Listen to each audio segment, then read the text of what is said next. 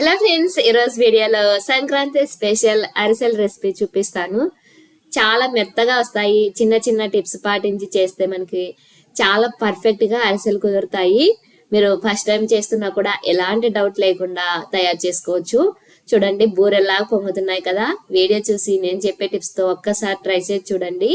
మీరు పర్ఫెక్ట్ అరిసెలు చేసుకోగలుగుతారు. ఎన్ని తిన్నామో కూడా లెక్క ఉండదండి. సూపర్ సాఫ్ట్ గా నోట్లో వేసుకుంటే అలా కరిగిపోతాయి అన్నమాట. చూస్తుంటేనే తినాలనిపిస్తుంది కదా. లేట్ చేయకుండా రెసిపీ విధానం చూసేసేయండి. ఈ రెసిపీ కోసం ముందుగా నేనైతే రేషన్ బియ్యం తీసుకున్నాను. మీకు ఏ అవైలబుల్ ఉంటే అవి తీసుకోండి. వీటిని నీట్ గా 3-4 సార్లు వాష్ చేసుకోవాలి. రేషన్ రైస్ కాబట్టి మనము నీట్ గా వాష్ చేసుకోవాలి. ఎక్కువ డస్ట్ ఉంటుంది కాబట్టి. నేనైతే 1 కిలో తీసుకున్నాను. మీకు కావాల్సిన క్వాంటిటీలో తీసుకోండి. వీటిని వాష్ చేసుకున్న తర్వాత వాటర్ వేసుకొని 12 గంటల పాటు నానబెట్టుకోవాలి. అంటే ఓవర్ నైట్ నానబెట్టుకుంటే సరిపోతుంది. సాయంత్రం నుంచి మార్నింగ్ వరకు నానబెట్టుకుంటే మనకి సరిపోతుంది. ఇలా నానిపోయాక వీటిని వాటర్ అన్ని ఇలా వడవేసుకొని పక్కకు తీసేసుకోవాలి. ఇలా మనం హోల్స్ ఉన్న గిన్నెలోకి వేసి పెట్టామంటే వాటర్ అంతా దిగిపోతాయి.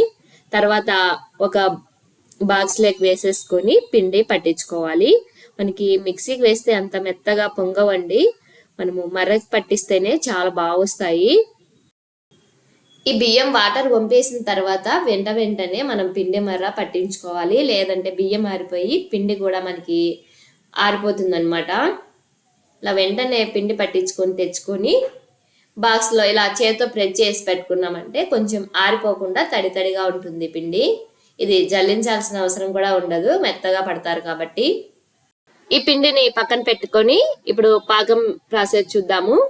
స్టవ్ మీద పెద్ద బౌల్ పెట్టుకోవాలి, లేదంటే పెద్ద ప్యాన్ అయినా పెట్టుకోవాలి. పెద్దగా పెట్టుకున్నామంటే మనకి కలుపుకునేటప్పుడు కింద పోకుండా కన్వీనియంట్గా ఉంటుంది. ఇందులోకి 3/4 కేజీ వరకు బెల్లం వేసుకోవాలి. కేజీ రైస్కి కరెక్ట్గా కొలతండి 3/4 కేజీ బెల్లము. మీరు ఎక్కువ వేసుకున్నారనుకోండి స్వీట్ ఎక్కువ వచ్చాయి. ఇలా తురిమి వేసుకొని ఇందులోకి 3/4 గ్లాస్ వరకు వాటర్ వేసుకోవాలి. సగం గ్లాస్ కంటే కొంచెం ఎక్కువ వేసుకోండి, సరిపోతాయి.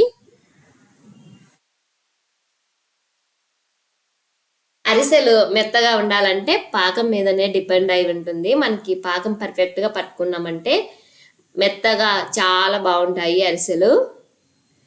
ఇలా బెల్లం అంతా కరిగిపోయి నురగ రావడం స్టార్ట్ అవ్వగానే మనం పాకం చెక్ చేసుకుంటూ ఉండాలి. ప్లేట్లోకి వాటర్ తీసుకొని ఇలా ప్లేట్లోకి వాటర్ తీసుకొని కొంచెం వేసుకొని చూసామంటే చూడండి, ఇలా మనం వేసిన కాడనే నిలబడాలన్నమాట పాకము. ఇట్లా అన్నామనుకోండి చేత్తో ఇలాగా కొంచెం బంకలాగా ఇలా సాగాలి. ఇలా వస్తే కరెక్ట్గా సరిపోతుంది. మళ్ళీ ఎక్కువసేపు పెట్టామంటే గట్టిగా అయిపోతాయి, అరిసెలు మెత్తగా రావు. ఇలా నేను చూపిస్తున్న విధంగా పాకం వచ్చాక స్టవ్ ఆఫ్ చేసేసుకొని ఇందులోకి ఫ్లేవర్ కోసం కొంచెం ఇలాచి పౌడర్ వేసుకొని కలుపుకోవాలి. ఇప్పుడు స్టవ్ ఆఫ్ చేసేసుకోవాలి.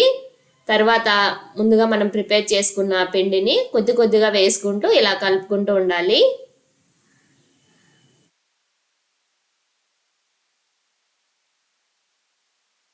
ఇలా ఒక చేత్తో వేసుకుంటూ ఒక చేత్తో కలుపుకుంటూ ఉండాలి, లేదంటే మనకి ఉండల్లాగా వచ్చేస్తుంది.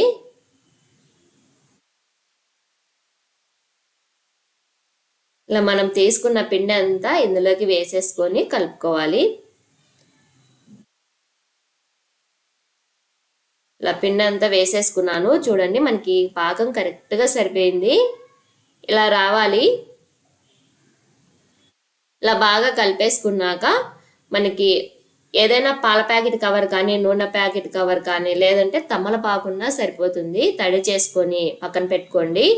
ఇలా కలుపుకున్న పిండిని కొంచెం తీసుకొని చిన్న బాల్ లాగా చేసుకొని ఇలా కవర్ మీద పెట్టేసుకొని ప్రెస్ చేసుకోవాలి.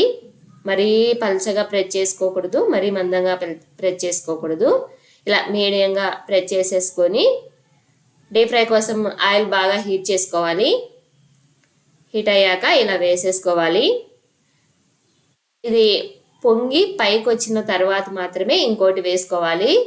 మనకి అన్ని వెంటనే వేసామంటే అతుక్కుపోతాయి, నీట్గా రావు అరిసెలు. చూడండి, ఇది పైకి వచ్చి చక్కగా పొంగింది కదా. మనకి పొంగితేనే అర్థమవుతాయండి అరిసెలు మెత్తగా వచ్చాయా లేదా అనేది. బాగా పొంగాయి అనుకోండి బాగా మెత్తగా వస్తాయి. ఇలా పొంగి పైకి వస్తూనే ఇంకోటి వేసుకోవాలి. ఇలా బాగా కలర్ వచ్చాక తీసేసుకోవాలి. టర్న్ చేసుకుంటూ ఇలా బాగా కలర్ వచ్చాక తీసేసుకొని ఏదైనా ఫ్లాట్గా ఉన్న గిన్నె కానీ బాక్స్ కానీ తీసుకొని ఇలా ప్రెస్ చేసుకోవాలి. ప్లాస్టిక్ది అయితే తీసుకోకండి, కరిగిపోతుంది, వేడి ఆయిల్ కాబట్టి. ఇలా స్టీల్ది తీసుకొని ప్రెస్ చేసుకొని పక్కకు వేసేసుకోవడమే.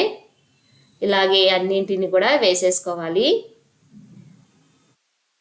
ఇలా చేసుకున్నాం అనుకోండి నిదానంగా అయినా మనకి అన్ని అరిసెలు కూడా పర్ఫెక్ట్గా వస్తాయి. పెద్ద ప్యాన్ అయితే కూడా ఇంకా కొంచెం ఫాస్ట్గా చేసేసుకోవచ్చు. చూసారు కదా మనకి పర్ఫెక్ట్గా అరిసెలు తయారైపోయాయి.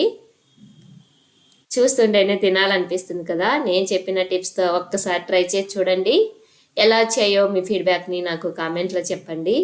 ఈ రెసిపీ మీకు నచ్చినట్లయితే లైక్ చేయండి, షేర్ చేయండి. ఫర్దర్ వీడియోస్ కోసం మన ఛానల్ని సబ్స్క్రైబ్ చేసుకోండి. Thanks for watching.